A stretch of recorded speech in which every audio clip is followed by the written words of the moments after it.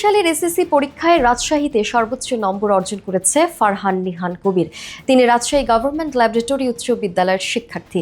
বর্তমান সময়ে যখন শিক্ষার্থীরা মোবাইল ফোনে আসক্ত, তখন মোবাইল ব্যবহার না করেই 1280 নম্বর পেয়ে সেরা হলো নিহাল।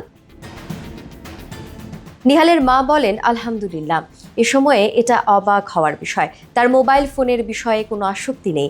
সে মোবাইল ফোন ব্যবহার করে না। সে কখনো মোবাইল ফোন কিনে দেওয়ার আবদারও করেনি। নিহালের পরিবারে পড়ালেখার পরিবেশ বরাবরই গুরুত্ব পায়। তার মা দড়িখরবোনা সরকারি প্রাথমিক বিদ্যালয়ের সহকারী শিক্ষক এবং বাবা আকবর কবির একজন ব্যবসায়ী। তৃতীয় শ্রেণী থেকে রাজশাহী গভর্নমেন্ট ল্যাবরেটরি উচ্চ বিদ্যালয়ে পড়া নিহাল অষ্টম শ্রেণীতে ট্যালেন্ট পুলে বৃত্তি পেয়েছিল এবং সবসময়ই ক্লাসের প্রথম সারিতে ছিল। সম্প্রতি অনুষ্ঠিত এসএসসি পরীক্ষার স্কুল টেস্টেও প্রথম হয়েছিল সে।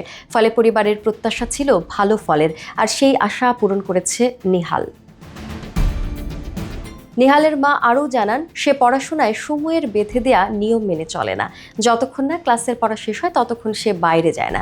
পাশাপাশি সে ক্রিকেট খেলতে ও দেখতে পছন্দ করে এবং আত্মীয় স্বজনদের সঙ্গে গল্প করেও আনন্দ পায়। তার ইচ্ছা ইঞ্জিনিয়ার হওয়া। রাজশাহী গভর্নমেন্ট ল্যাবরেটরি উচ্চ বিদ্যালয়ের প্রধান শিক্ষক জানান, এবছর তাদের প্রতিষ্ঠান থেকে 126 জন শিক্ষার্থী অংশ নিয়েছে এবং সবাই পাশ করেছে। এর মধ্যে 104 জন জিপিএ 5 পেয়েছে। তবে 1280 নম্বর পেয়ে সর্বোচ্চ করেছে নিহাল, যা পুরো জেলার মধ্যে সর্বোচ্চ। জানা গেছে, 10 জুলাই দুপুরে রাজশাহী শিক্ষা বোর্ডের এসএসসি পরীক্ষার ফলাফল প্রকাশ করা হয়। এরপরে রাজশাহীর স্কুলগুলোতে আনন্দে মেতে উঠে শিক্ষার্থী ও তাদের অভিভাবকরা। এবছর রাজশাহী শিক্ষা বোর্ডে পাশের হার ছিল 77.63%, যা সারা দেশের মধ্যে সর্বোচ্চ।